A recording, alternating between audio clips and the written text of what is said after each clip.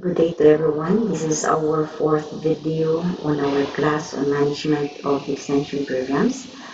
This today, we're going to continue with our discussion on the 14 principles of Fayol, principles of management according to Henry Fayol. So we have already discussed 9 of these principles. If I could just recall, the first one is the division of labor.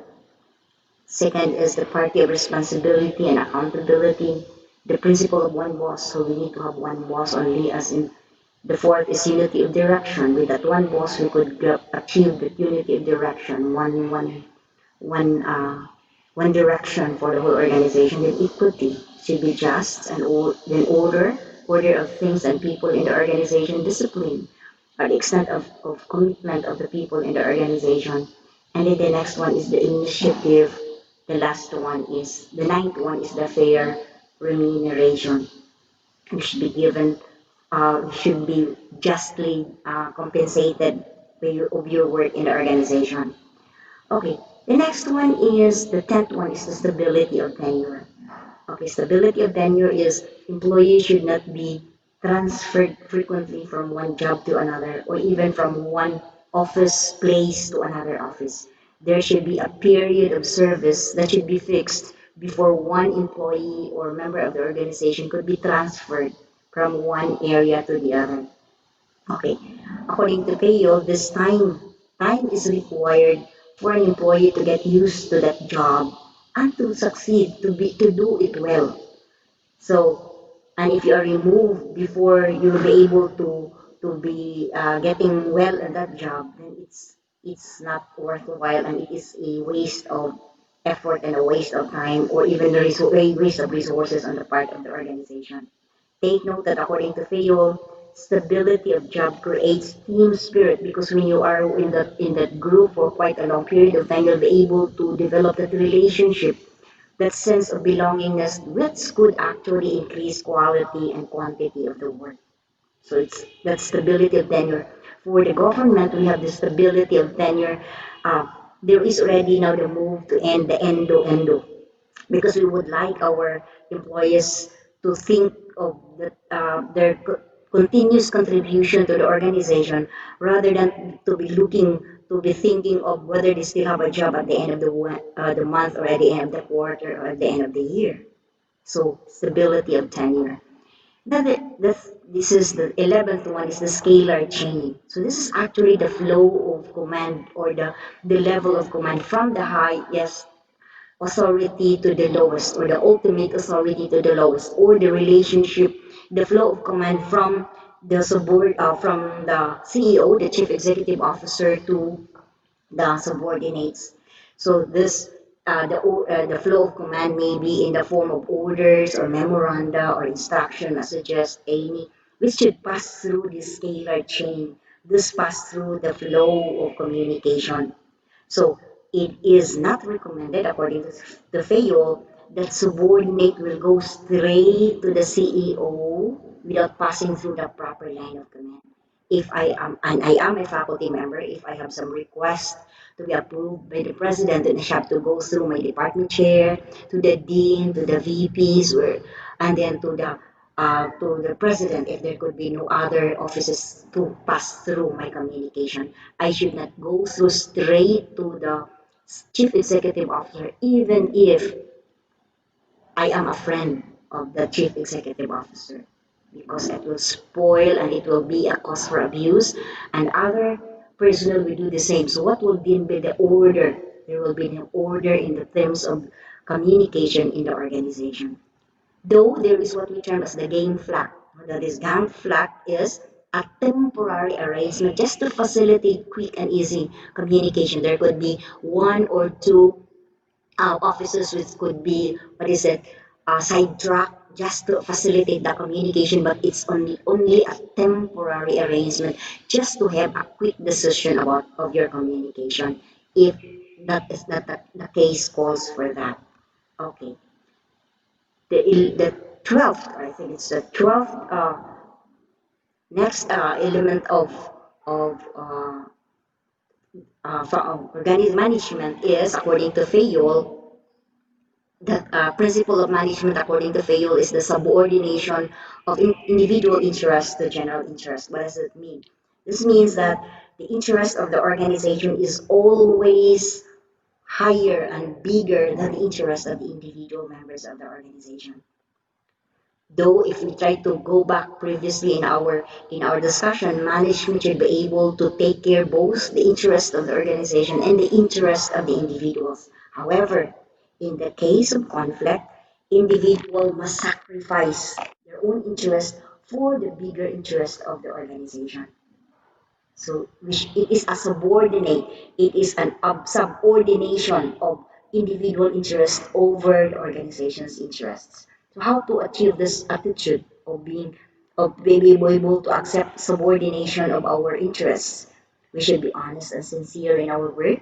There should be proper and regular supervision of our work by our managers, with every level of management we belong, and reconciliation of mutual differences. If there could be differences in our interests and the interest of the organization, there should be mutual agreement in that, for example, a change of location, if, for example, if you'll be transferred for quite from a quite period of time and there is a conflict of your interest because you'll be away from your family, there should be reconciliation. Though you should have to accept your individual interest is lower than the general interest of the organization. Okay, then next one is this is the 13th principle of management by Fayol is Spree core, or in English, this is called team spirit. And this could be achieved with unity of command. So if there is a unity of command or the principle of one boss, they will be able, that could facilitate the development of the Spree core. So this is to achieve or to develop harmony in the work groups and that mutual understanding among the members of the people in that group. Why we would like to have that mutual understanding or the harmony in work? Because team spirit or spirit core inspires workers to work harder. When you feel valued and you feel understood, accepted in your group, then you'd like to do and to do more.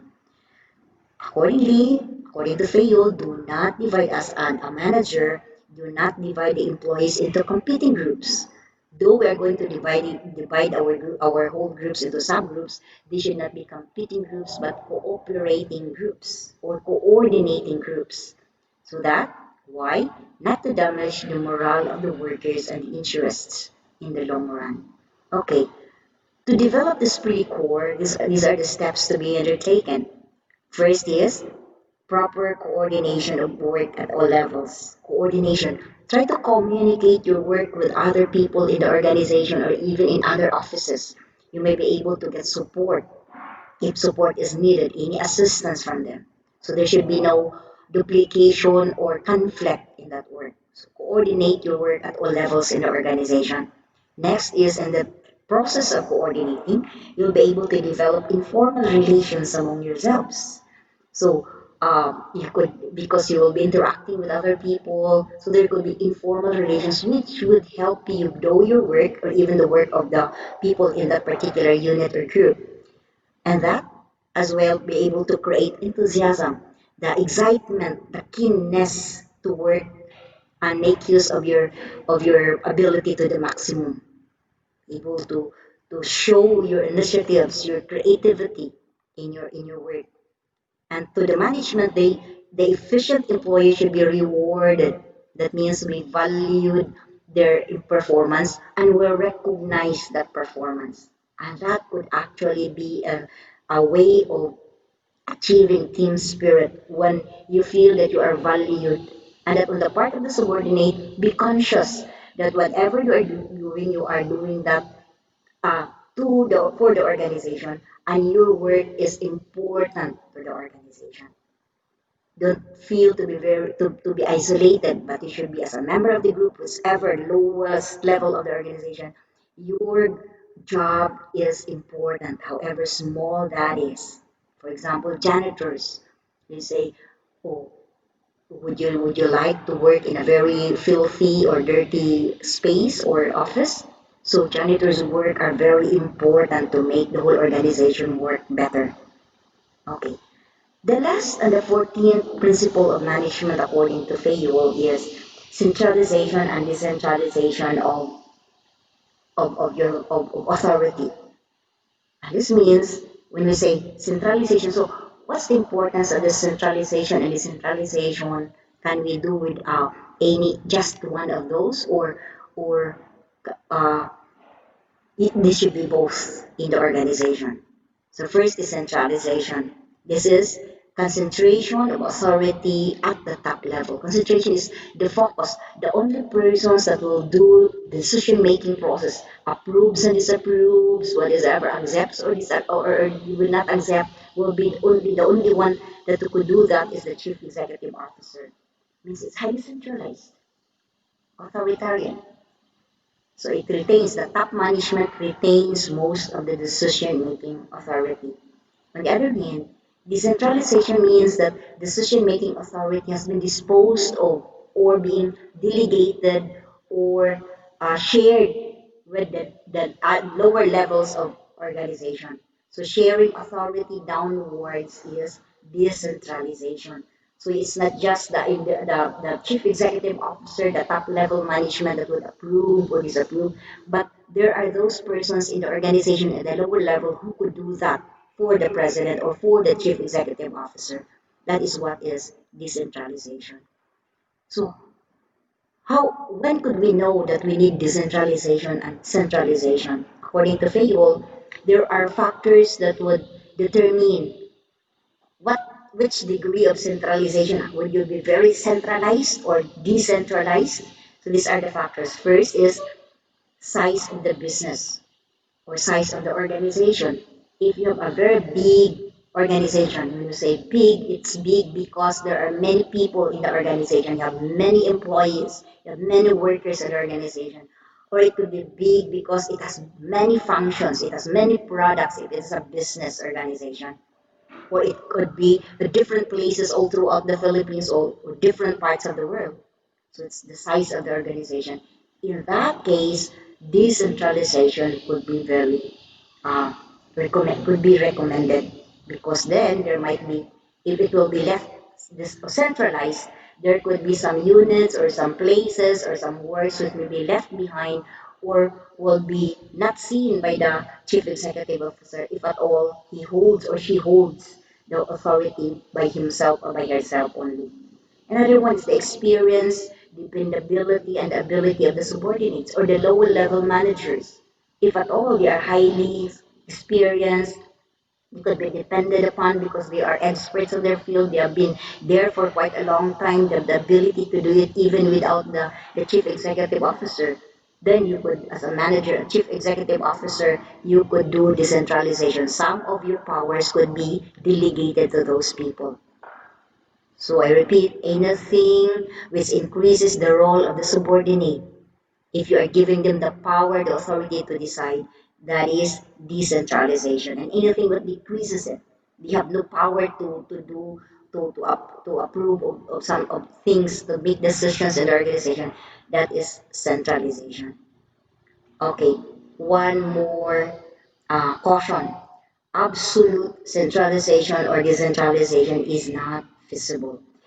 The manager, the chief executive officer must strike a balance between the two. Centralization, to what extent you could do that, as well as decentralization. So these are the 14 principles of management according to Henry Fayol, which could help you manage well, efficiently, and effectively, particularly the relationship between and among people. Take note, management is getting work done by people and do it well so that goals of the organization will be attained. Okay. Generally, while other authors would say there are five major managerial functions, later I'll show you those five. First is we'll try to focus on the four major managerial functions. So these are the works of a manager. Later, we'll also look at the different levels of management. We have different focus on these four different managerial functions. So these four managerial functions, as indicated here, first is planning and decision making. Planning, that is, involving setting of goals and figuring how to reach these goals. So this is the central function of management, and it pervades, no? It is higher than anything or everything that a manager does. It involves identification of objectives, even the vision and the mission of the organization, the policies, the necessary policies, the procedures, and the methods on how to go about things. And along the process of planning, decision making is always there because choices have to be made along the way to reach the plan. And that planning, if we're going to marry them with decision making, planning is deciding in advance what to do, when to do, and how to do it. It bridges, according to this slide, bridges the gap between where we are and where we want to be. It is our future force of action, and it actually is a problem solving and a decision making process. If I could just show to you the figure here. So then now you are here, and then that is where you would like to go. It is the between, this is the lag or the space that you would need to plan how you could move from here to there. And that means planning. It could be a smaller gap between now and there, or a very big gap between now and there. It depends on how big or how small is the activity or is what you have planned. Okay, next to planning is organizing. In these four functions of management, organizing has been embedded with staffing. So first, we'll try to look at what is organizing. Making sure it is a process. So there are steps involved, structured steps, uh, that there are available human and physical resources to carry out your plan. That you've got people that would make the activities according to your plan, and that is organizing. However, you could not do with people first without knowing what are they going to do. So first, these are the processes involved in organizing. One, identification of activities. So this follows the division of labor of the principles of management by Fayol. Identify the activities that would be done to achieve your plan or the greater organizational goal. Classify, categorize, um, what is that? Organize them into groups. So this similar uh, activities would be one group. Then you have another that would achieve departmentalization. So this is one department for what is it? Marketing, one department for production, one department for promotion, one so that is the departmentalization where you would now achieve your structure of the organization. Then after you've already had the activities, group them together, differentiated them according to similarities and dissimilarities, then you're going to assign the duties. Means you're going to get people who would be working in the job. What does that mean? It means that the people that you're going to hire would have the qualification, have the necessary expertise and skills that could do the job. So it should not be the other way around. Do not hire first people and look for job for those people. Do job first, organize first before staffing, putting people into those jobs. In the government, it is called merit and fitness. If you got the qualification and if you fit into the work, okay? So if I am this, my expertise is along this line, I should not be placed in other expertise which is outside of my own expertise. That is wrong staffing. Okay. So this determines the span of management. What is the span of management? The number of employees whose work can be effectively supervised by a manager. For example, how many people under one manager could be well supervised by that particular manager? Two, four, 10, 20. So it now depends on the expertise, the job description, and the expertise of the person occupying the job. Take note in the resources of the organization, the human resources are the best resources that the organization can have. And it could make the best organization. An organization is best because you get best people. Best people because they can work on the job, on the activities of the organization towards achieving organizational goal. So that is the second function of managers or management. So this was an example. So then, for example, you have differentiated this as group of electronics for home. I have already used this one before. Yeah, I mean, so who would be the people who would do this one? So it should be electronics engineer along with expertise along electronics. This one for home goods, who would be these people here, as well as for food, yummy snacks, maybe the food techs, the home economics, the food business, something like that. So you are putting them together and then put people who are qualified to do the job. Next, the third one is leading. So leading is a function of management because there are issues about leaders and managers and what's the difference between leaders and managers or what we need most, leaders or managers. Okay, I would like to focus on leading because it is a function of management. It is a managerial function according to the slide of influencing others to achieve organizational objectives. You influence people to achieve the goals of the organization. So that means you accomplish the goals through both. Leading involves interpersonal processes, person to person interactions, motivating, communicating, coaching, showing subordinates how they can reach their goals. So I firmly believe that leadership is not just the leader influencing people, but people influencing the leader as well. It is a co-relationship between relationship between the leader and the people. Right? Both. That is why if you could hear some comments that, oh, you deserve your leader. For example, your leader is very good. Maybe it could be because the people are very good. They work very well. If your leader is autocratic or dictatorial, and people down below or in the organization are doing things about it, they deserve one another.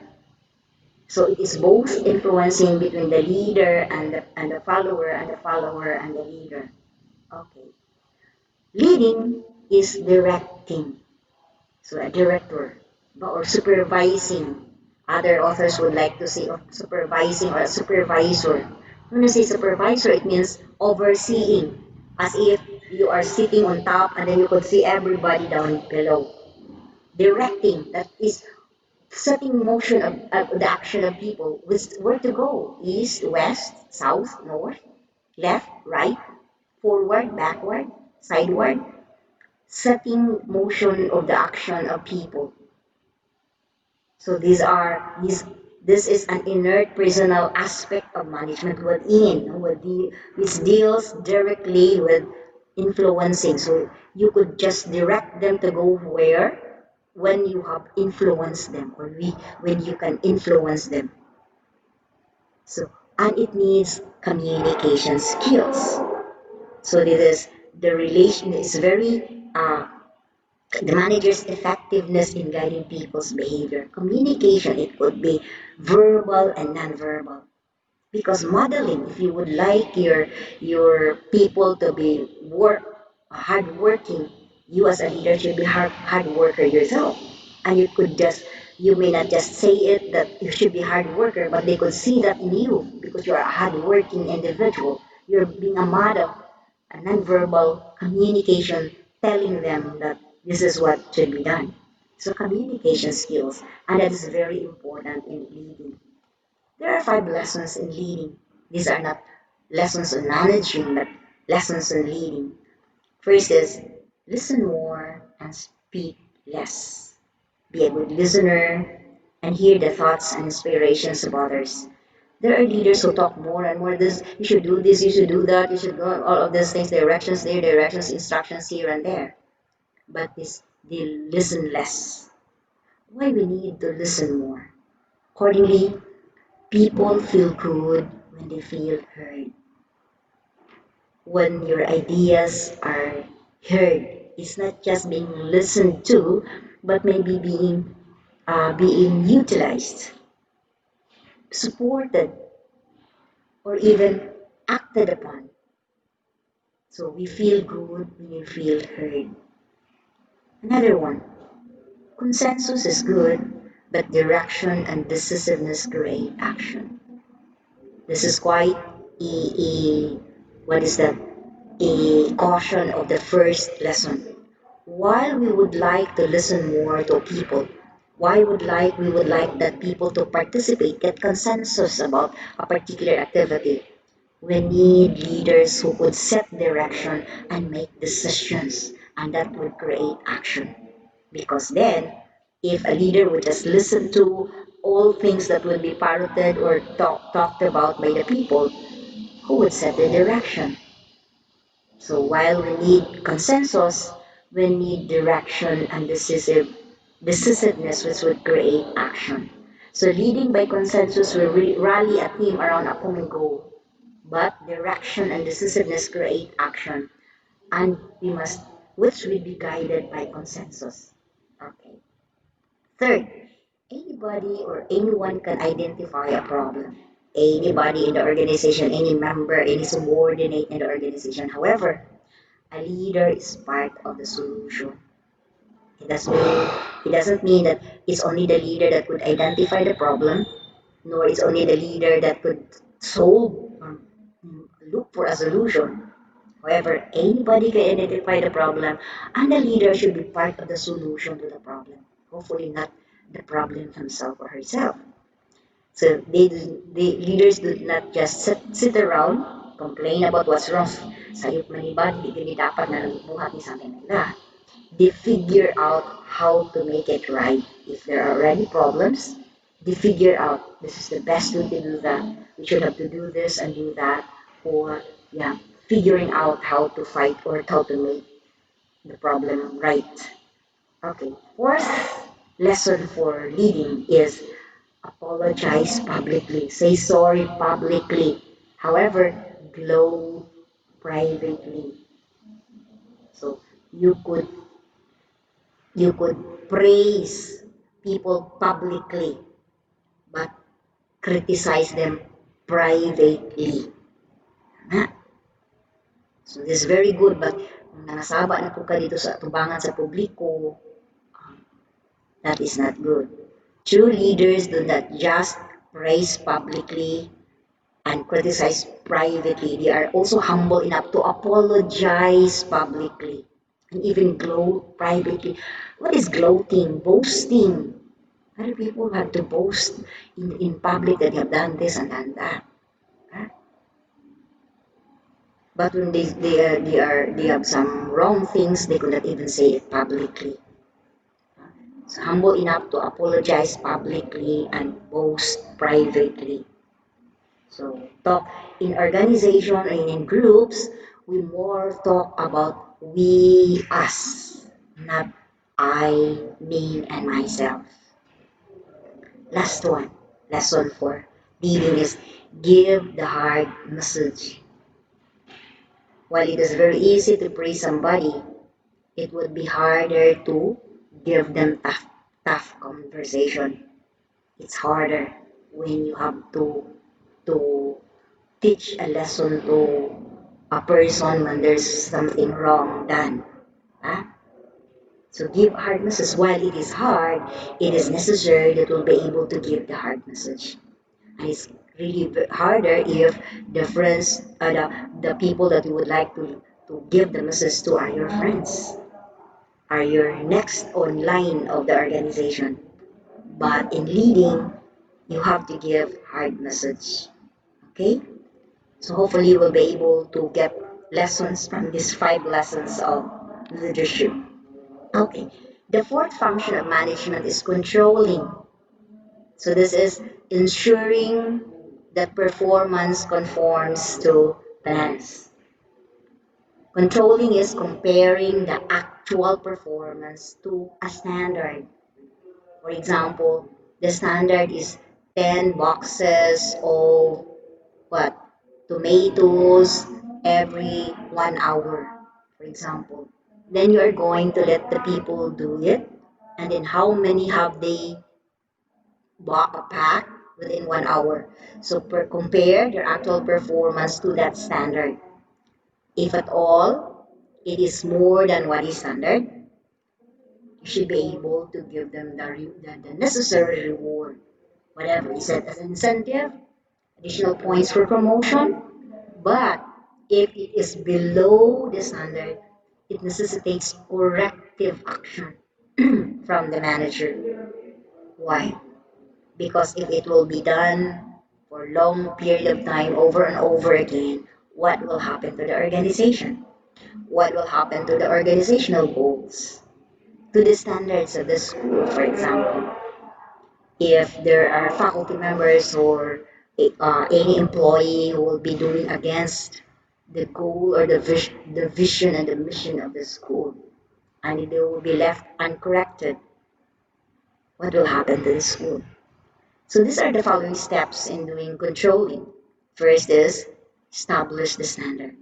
That's why there is that ISO, the International Standard Organization, that will set this would be the performance of a particular job. And then, if you would like to pass the ISO, you should have an external auditor to measure our actual performance and compare it to the standards, finding out deviation if any.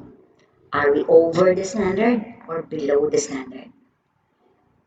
While there's still an issue if it is over because it should have to stop there, but it should have to go on and on. There is much more problems if it is lower than what is standard. We need corrective action. So establish the standard, measure your actual performance, compare the actual performance with the standards, and then do, if there are deviations, do corrective action. ISO is more on process actually. You have the continuous improvement of processes and procedures. It is not more on the outcome. A act of accreditation is more on outcomes based, while ISO is more on processes. So they would like to standardize the process of doing things. Okay. And that is the last of the four functions of management. So we have planning, organizing, and that is embedded in there is the staffing, leading, and then controlling. Okay.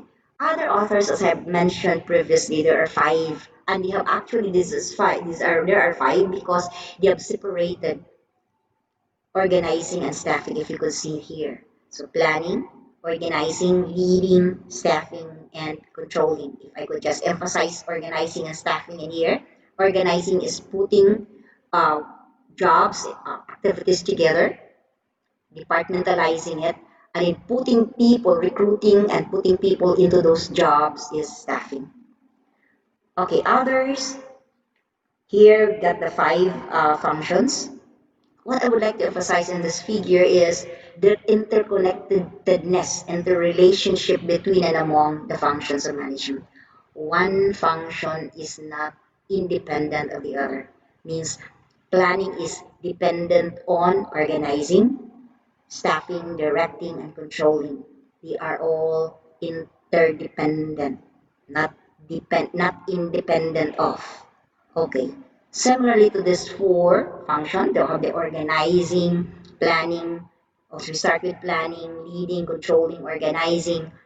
They are all hooked up together. So there are interrelationships between and among the four functions. Okay. The next question that we would like to answer is, would all of the managers at different levels have the same functions?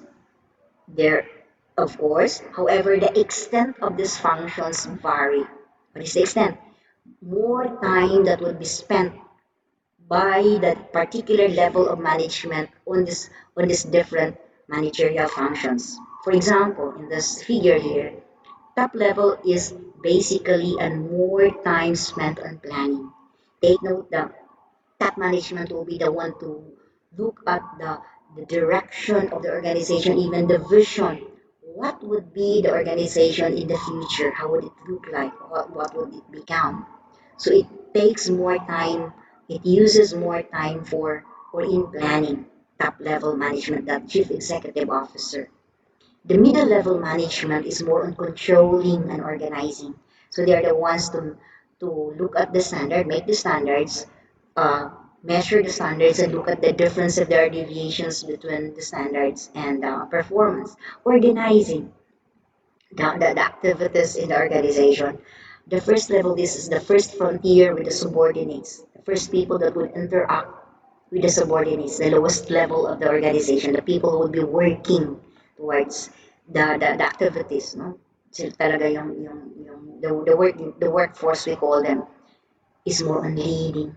And we have already had a longer discussion of leading compared to the other functions. It is not managing but leading, particularly for the first level of management. Okay, the 17 management roles, actually these are the sub roles of the managerial functions, of the management functions. What are the roles if you are a planner or in planning or organizing, leading and controlling? So there are 17 cumulatively all throughout this four management functions. First, planning. In planning, you are a strategic planner, that is developing plans and prioritizing. Stat- I think you have heard of strategic plan. You have to do a strategic plan. You have 10 years strategic plan. What does that mean? It is not just how to lead as strategies, but what is prioritizing, what should be the first activities that will be done by the organization. You are a strategic planner. On the other hand, the operational planner is the day-to-day operation, how to go about the plan, to what should be done every day, every week, every month, every year towards attainment of the goals of the organization. So I repeat, the strategic plan will give us the focus on which first to do, prioritizing, and then the operational planner is the day-to-day operation of the organization. Both are under the management function of planning. Next is organizing. In here, you are an organizer. That is, you are designing jobs, what are the assignments, policies, rules, procedures, and create flow of work and information from where to where, from which part, which should start to which ends.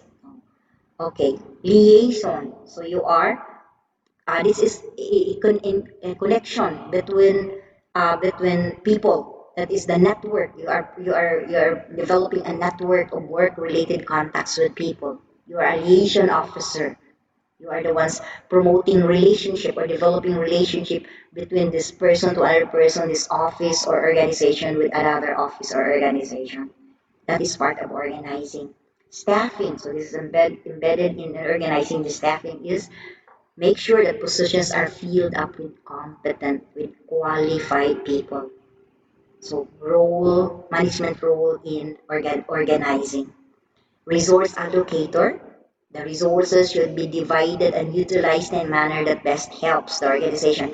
That is efficiently. How efficient you could use, even how small would be the resource, but you could make great things or big outputs or results out of few or very scarce resource.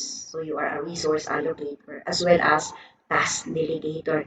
You're going to delegate, you're going to assign responsibilities to people. You should be a very good delegator, so to speak. That is it. You have assigned the job to the best people because they're the best person who could do the job well.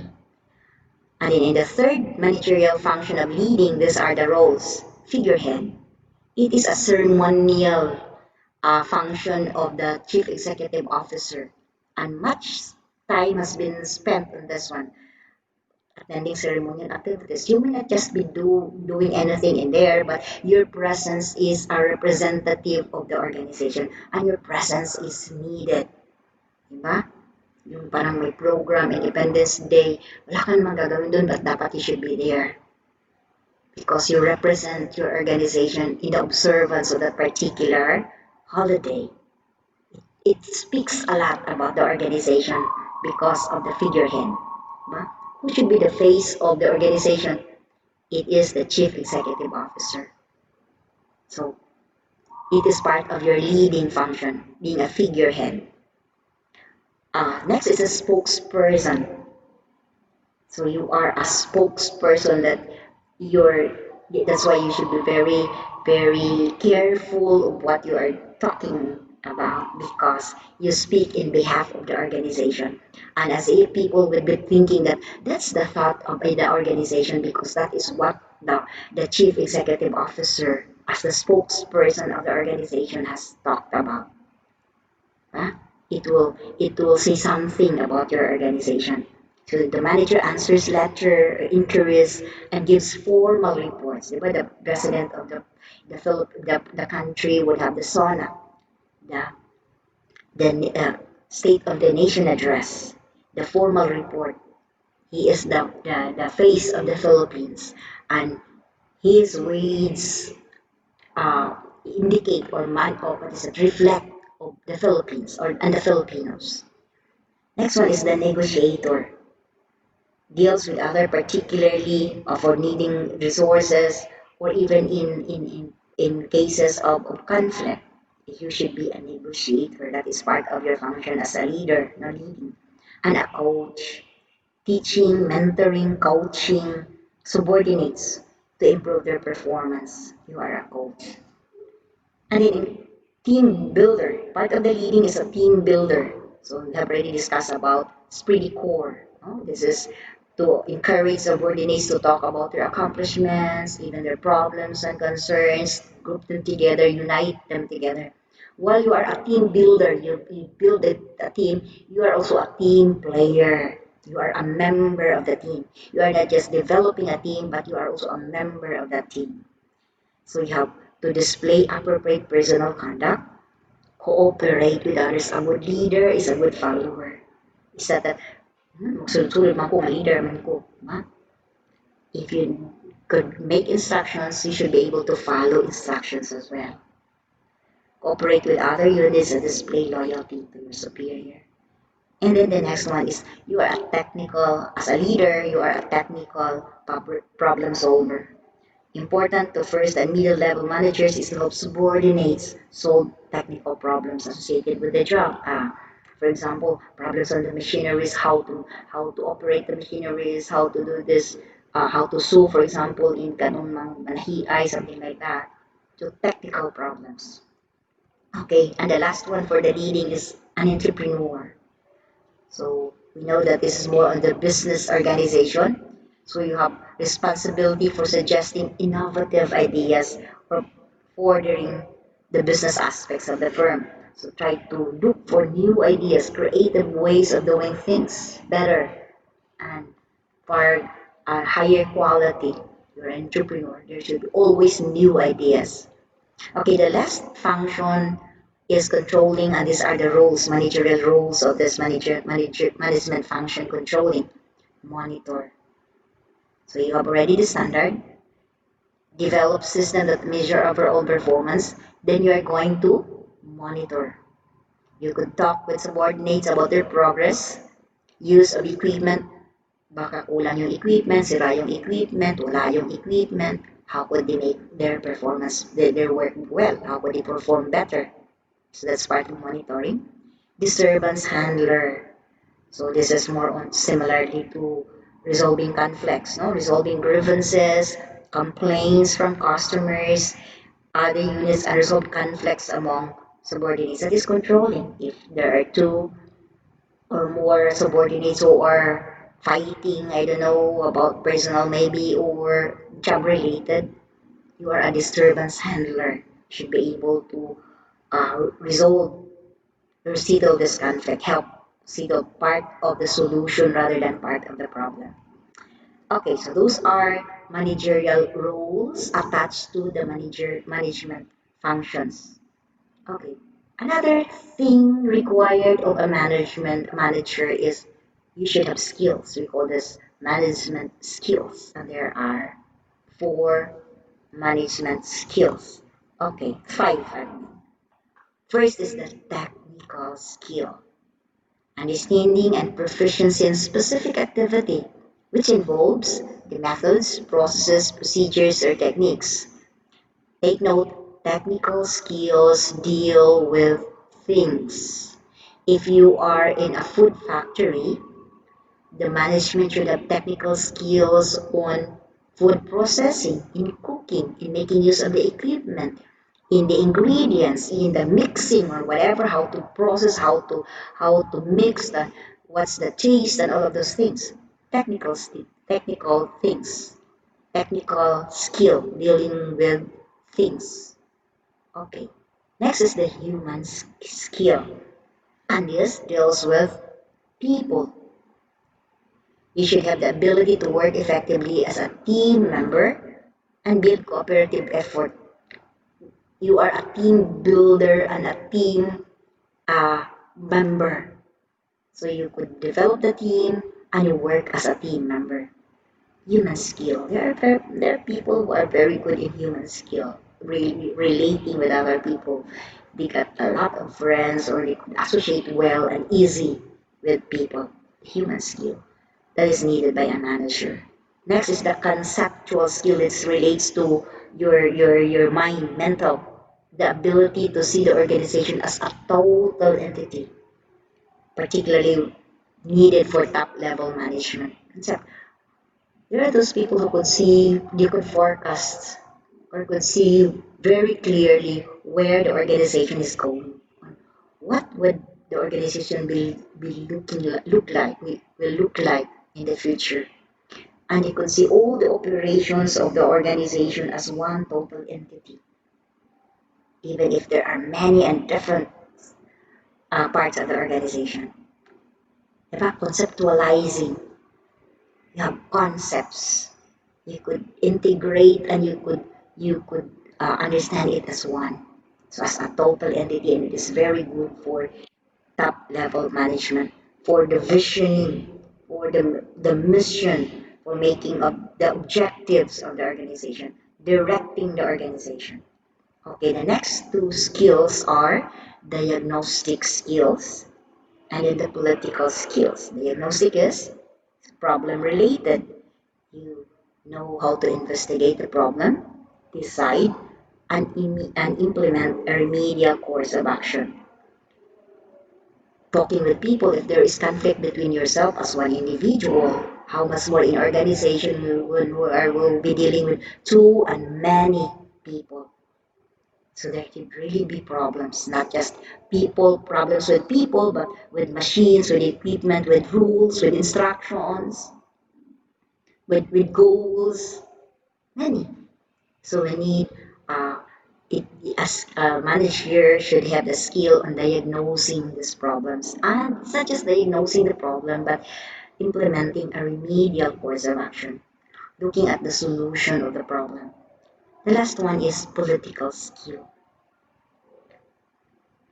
Doesn't need to be a politician to have political skill. Manager should have political skill, that is, be able to get a share of power, be able as well to prevent others to take the power from you or power grabbing. But a share of power, you could share your decision making power to other people. However,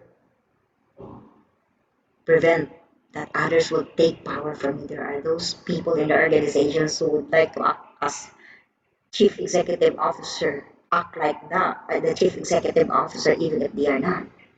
And if you are not a very good manager with political skill, you might just ending up as a ceremonial leader and not at all a working leader. So political skill is you could share it without even losing it or what is it, insecure to be sharing your power with other people, and you know where to prevent that it will be taken away from you totally. Take note, as you share your power, you have got the accountability. whether the ones you have shared the power to would take it away from you or would abuse that power. That is part of political skills. So if I could repeat, the manager should have five skills: technical skill with things, human skill with people, conceptual skill is more on the concepts, the totality, the total, uh, the visioning of the organization, diagnostic skill for problems and then the remedial action, and in political skill is the sharing as well as the preventing that the power will be taken away from you. Maybe your next question is, at different levels of organization, you should have as a manager all of these skills. You should have, but there are extents by which power, which skill you need the most. Okay, we'll go to this amount of managerial skills required at each level of management. And I would like to start at the level top. This is the top level, the chief executive officer. And if we try to look at this one, we have more of the conceptual skill and the diagnostic skill at the top level management. The visioning is on the top level, and looking at the problems as well as the solution to the problem is part of that job. You need to have more of that skills. There are the different skills in here, but you need more to have those two skills. With the middle level, you have more of the human and the political level skills. Human is when we have discussed the level of management, the middle management is between. You should have to create the relationship between the top level with the first level management. With a bridge between these two, we should be very good uh, human relationship. And then political, in the sharing and the preventing the power will be taken away from the organization or the top management. And at the first level, you have more of the technical because you are the ones dealing with people and the ones dealing with things, and human because you are in the first frontier of the organization. So others are quite small. You should have those, but they are not most needed in that particular level of management. I hope that's clear.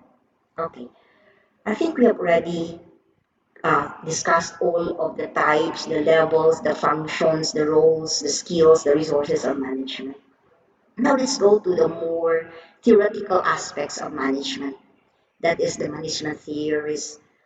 How would we be able to understand and to make ourselves better managers? So there are already theories accepted. How could we relate and how to behave as a manager?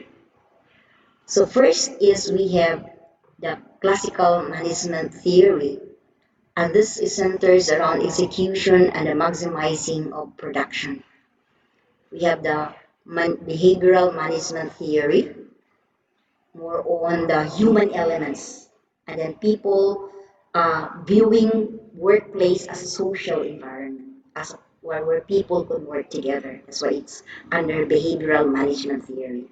And in the modern management theory, the later theorists dealing with management, which actually work on the first two, classical and behavioral theory, and incorporate some scientific methods and systems thinking. So the recent views on management. Okay.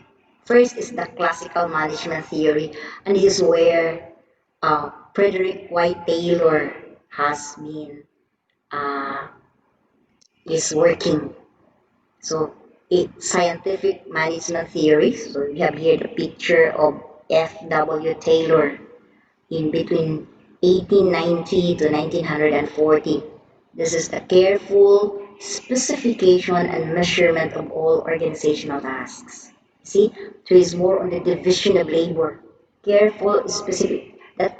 That's what he called about scientific management theory. That your organization will work well if achieve well the organizational goals if there is a careful specification and the measurement of all the organizational tasks. So, accordingly, it's highly scientific application of the methods of science to problems of management, which will lead to high industrial efficiency.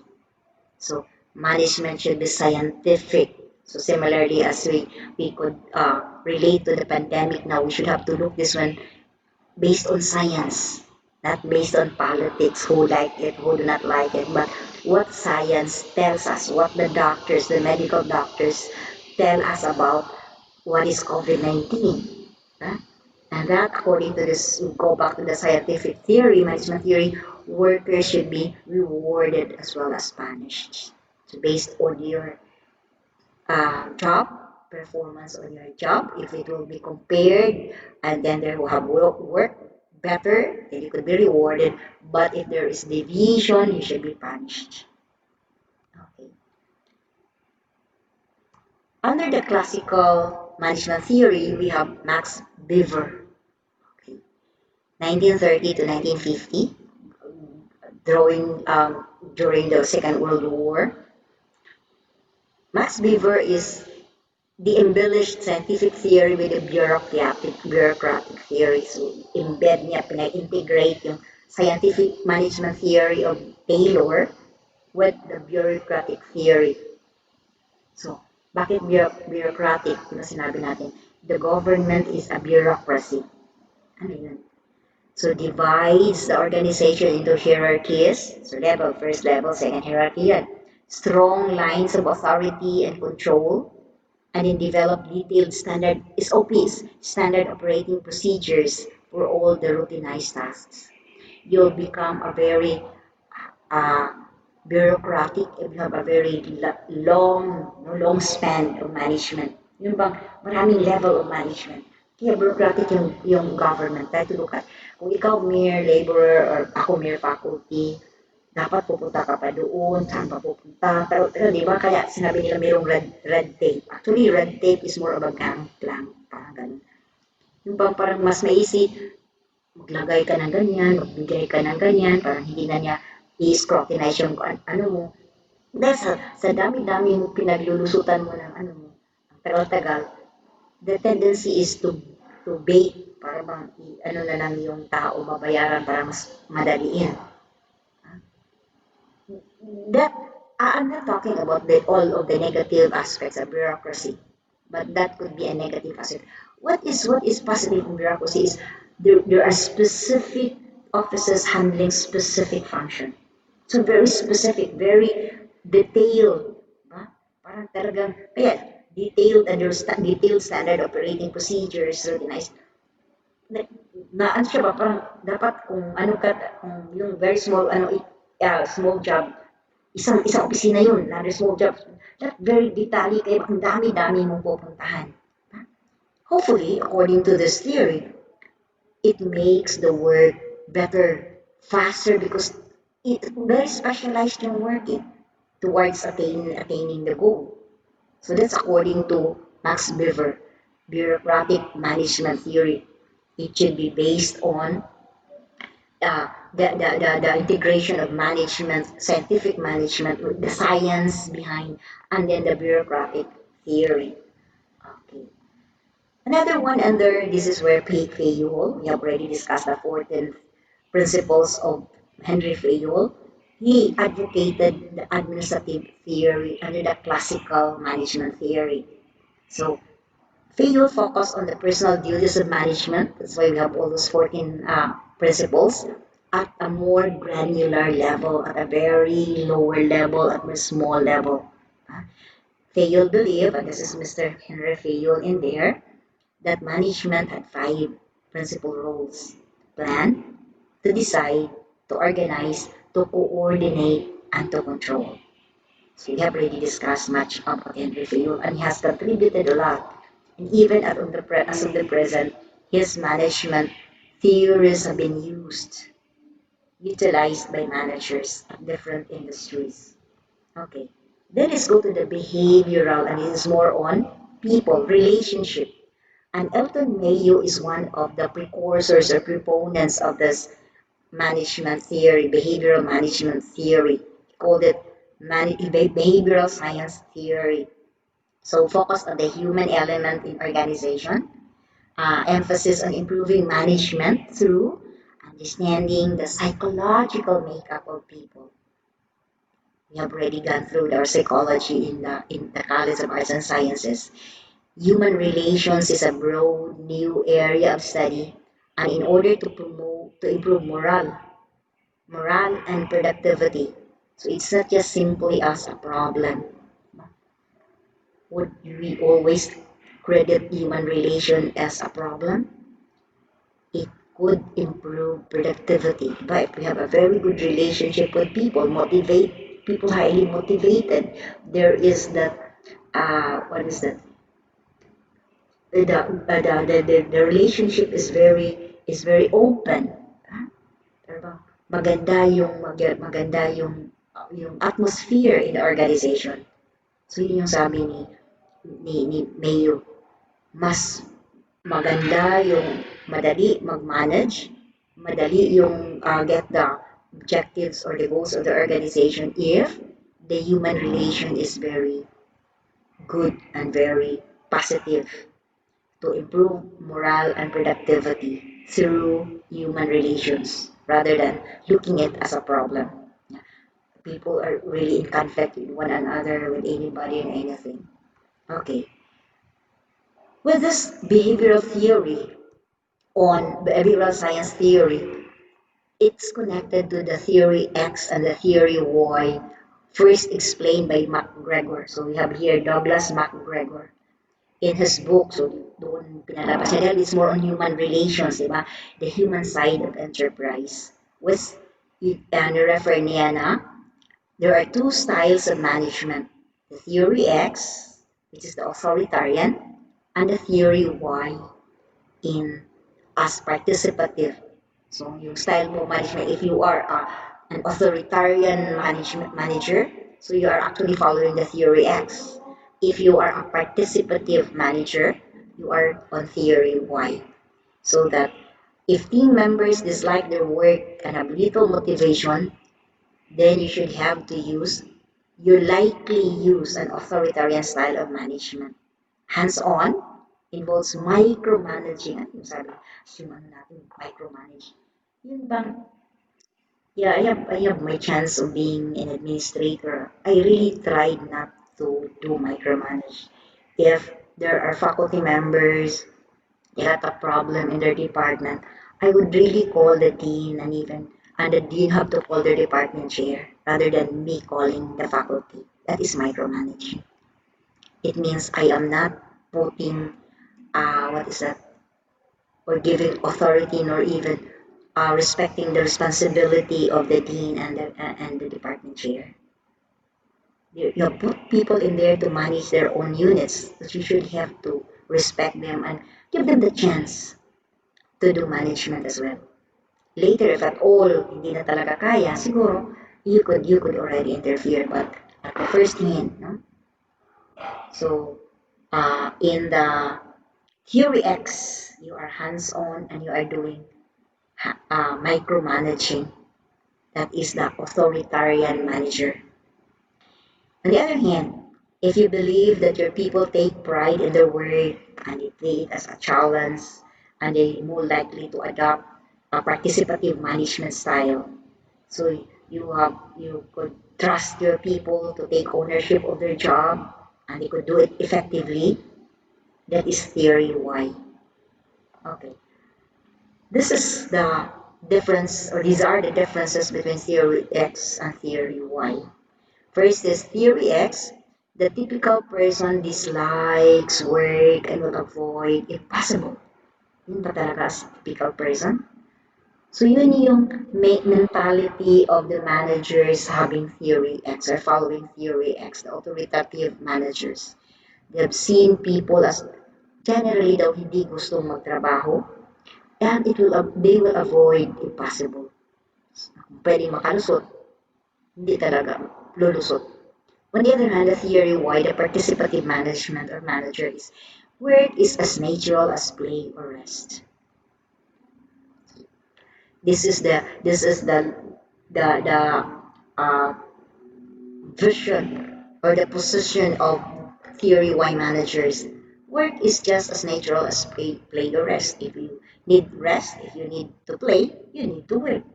As nature as that. Next, theory X. The typical person lacks responsibility, little ambition, seeks security above all. You know? Is that what you look at typical person?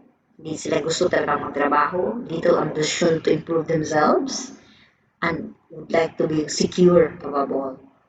On the other hand, theory Y is people are not inherently lazy. They have become that way as a result of experience. If at all you are lazy, it's because the experience may be uh, helping them or developing them into that lazy person they are now. But they are not inherently lazy. Next is most people in theory X have been coerced or must be coerced pag pugso nili mo if ma ma-force nimo siya controlled and threatened with punishment to get them to work. So, kung hindi kayo mag-attend ng meeting, you have to pay ang fines 5 pesos or 50 pesos. Palakihan, parang mag-attend talaga. So, that's theory X, di ba? Hindi kayo mag-wear your uniform o 15 points less in your score or in your grade. That's coercion. So yun yung the way you look at people, they should be coerced. So you are a manager, you are a hammer. We will send that hammer and nail management. You always look at people as nails. Do kundi permi, ikaw hammer ka. Na? On the other hand, the theory why is people will exercise self-direction, to direct themselves, self-control, in the service of objectives to which they are committed. Another one, people have potential. Under proper condition, they learn to accept and seek responsibility. They have imagination, ingenuity, and creativity, which they could use in their work. And then the managerial role is to develop the potential so as to help them release that potential and work or use that potential towards the common goal of the organization. If I could just ask you where you are as a leader or as a manager, theory X or theory Y? Where is your tendency? Uh, Maybe your position now could be theory X, that's what you have experienced, but it doesn't mean that you could not, or even theory Y, it doesn't mean that you could not change or develop other theory of management. Okay, so that is under the theory X and theory Y under the behavioral science theory of uh, this is now Mark Gregor, no, drawing from Elton Mayo's behavioral scientific theory. Okay, next one is still under the behavioral theory is the Maslow's hierarchy of needs. We know of Abraham Maslow's hierarchy of needs. Then there are three general needs. We have the basic needs, the psychological needs, self-fulfillment needs. And under this three general needs, we have five or six, no, five specific needs. Under the basic needs, we have the physiological needs, our need for food, water, warmth, and rest, and the safety needs, security and safety. Siguro at this time of the pandemic, we got really problem of our basic needs. The security and safety is not because kaya terroristic or whatever that could be. I'm not degree, discounting that, but it's more on the health security, health safety. And then because of the pandemic, there are a lot of industries which are closed or which were closed. So we get problems with the access to food on other physiological needs. So that's part of our basic needs. Going up, this is in a hierarchy because one is higher than the other. So if you have, according to Maslow's, if you have satisfied your safety needs, your physiological needs to safety needs, then the higher need of belonging and love would arise, would be the higher need that we need to satisfy in ourselves.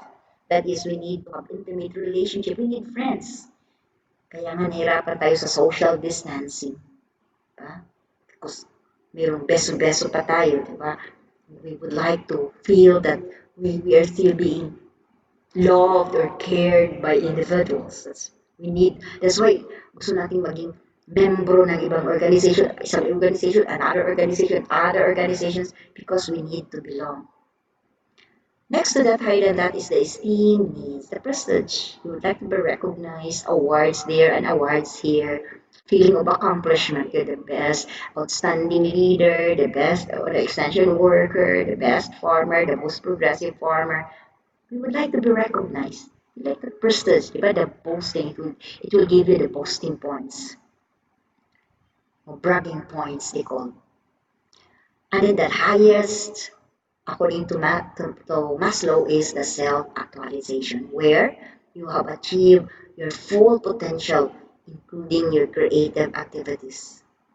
Ako, sino yung, the greatest boxer? I am the greatest. Si Ali. Pa? Pero namatay siya. Di ba yung, ano siya? Ano ba yung, ng, ng muscles. Hindi pa control yung muscles.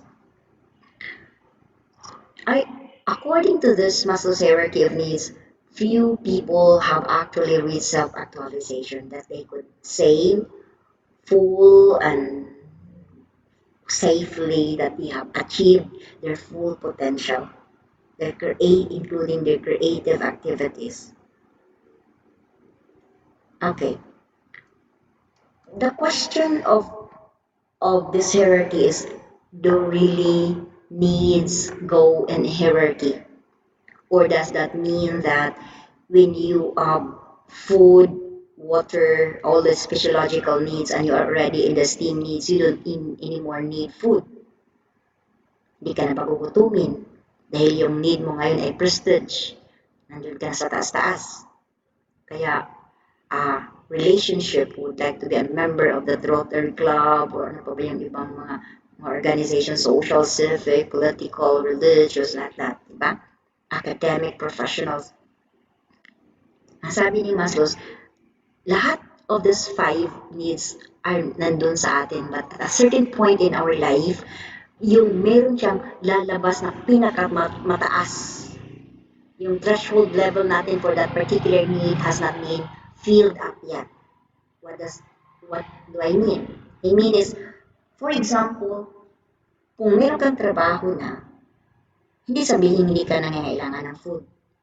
Of course, biologically, we need food for our body. However, it no longer a need because there is already a sure uh, source of money, income to buy food.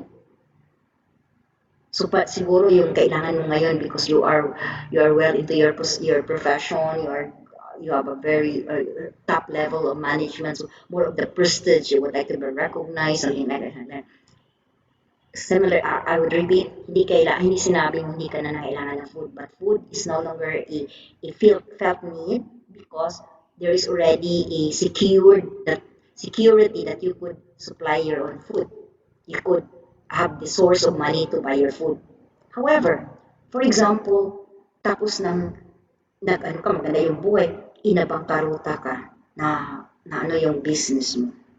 Baka at that time, hindi na esteem need ang kailangan mo na you should be very much well-known or popular to your peer groups, but bumalik ka doon sa physiological needs.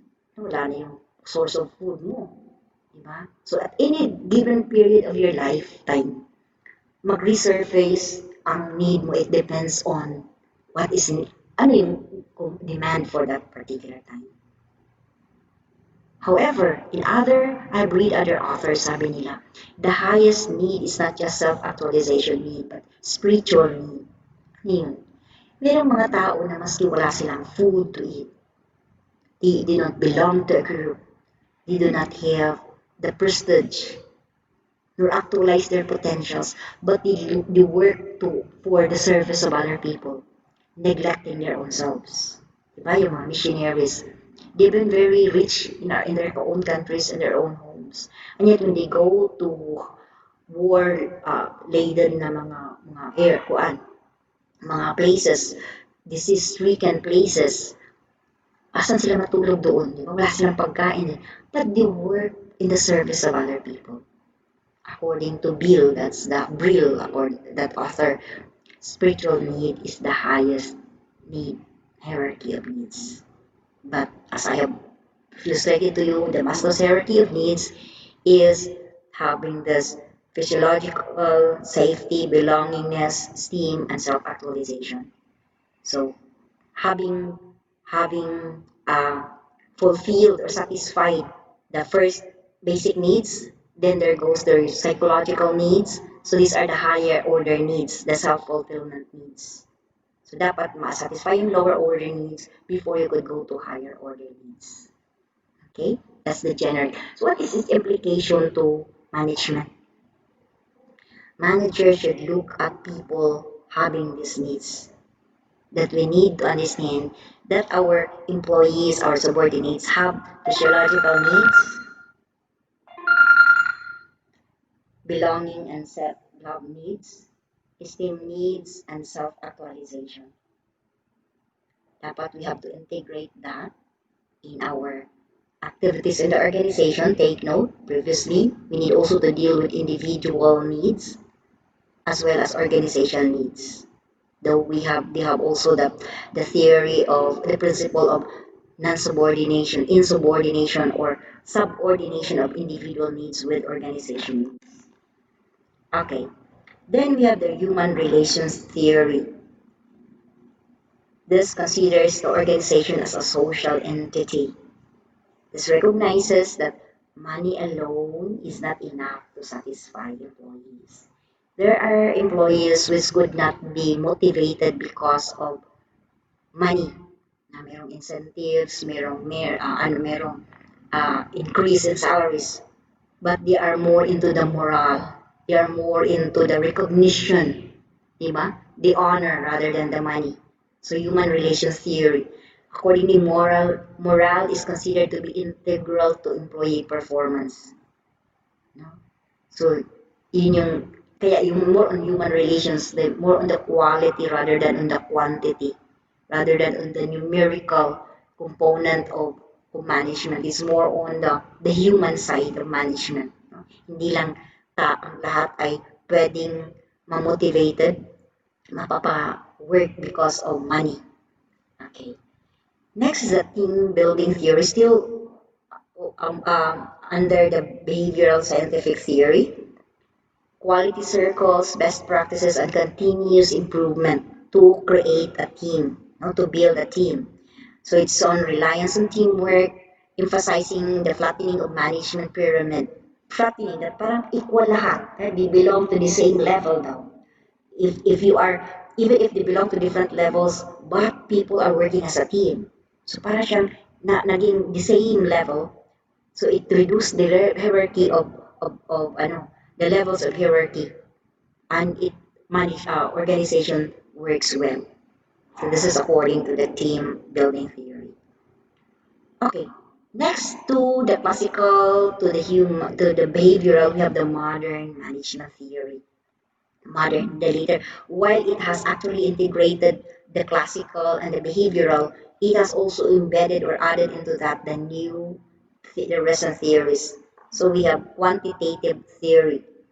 So first is quantitative theory arose out of the need for the managerial efficiency, particularly during the Second World War. So kailangan talagang quantity na ngayon, hindi na siya quality, kaya nga hindi na siya behavioral. Dahil nga, there's a grabe yung ravage of the Second World War, so we need to reconstruct the whole world.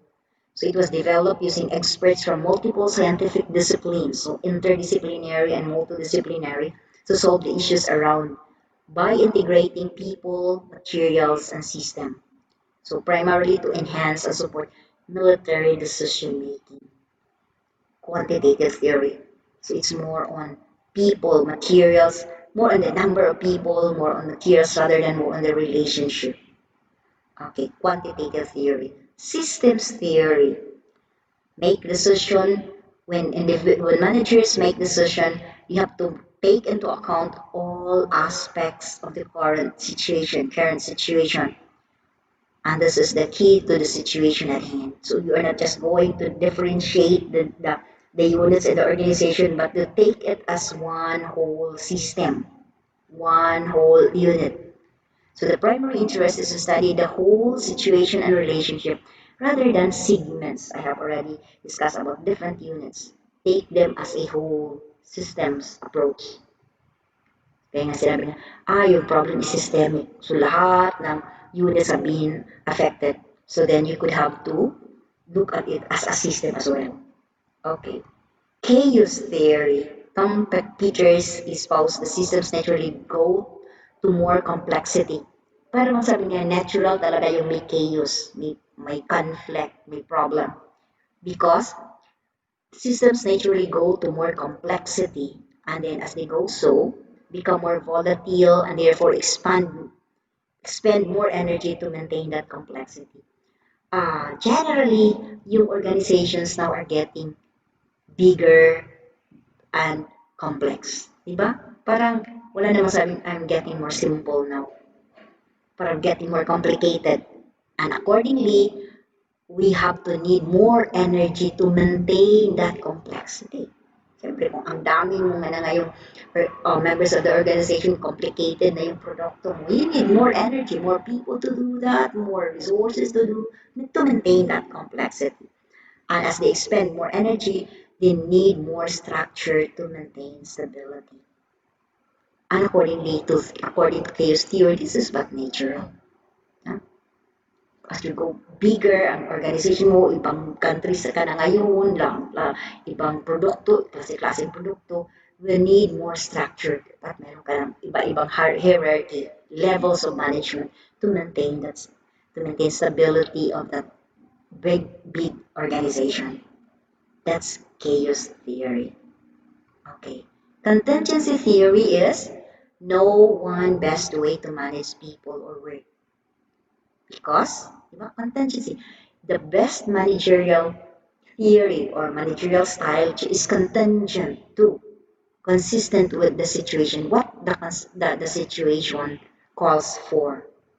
So this, a method that leads to high productivity or morale in one situation may not achieve the same results in another.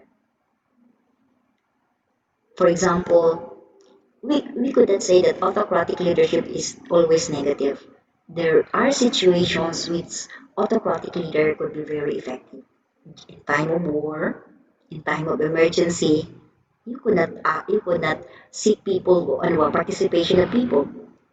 You should be you should be autocratic or very decisive individually as a leader at that time.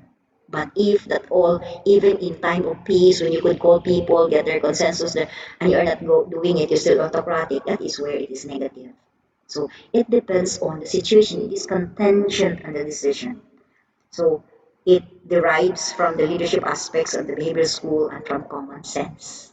Diba? Common sense, kung kailangan ngayon ng participative leadership, the situation calls for it, then you should be a participative leader. If the situation calls for an autocratic leader, because dapat diretso-diretso yung decision, hindi wala nang time talagang mag-get the consensus or ano, this is the best leadership at that time. So it's contingent, no? Depende doon sa situation as the need arises. That's contingency theory. And then we have that total quality management as being developed in Japan, the TQM. That is quality improvement body of methodologies, customer-based and service-oriented, developed in Japan. First developed, well, it has already been exported to other parts of the whole world. Customer-based. So management daw ay customer-based and service-oriented. Diba? Always ngayon, sa customer satisfaction. Yun yung always ano, if you deliver a service, are we satisfying customers? So customer satisfaction. Yung ibang authors sabi nila, hindi lang customer satisfaction, customer delight. Hindi lang what the customer expected that you have really rendered that, but over what is expected by the customer, that they will be delighted of the service. So total quality management. To very ano siya, iba-iba yung customers natin, di ba? Baka iba-iba yung service na i-render natin. Your quality should be based on what the customer needs and the service you provide. Total quality management, or TQM. So I would like to end this lecture with discussion with this quote. I measure my own success as a leader by how well the people who work for me succeed. Thank you very much and stay safe.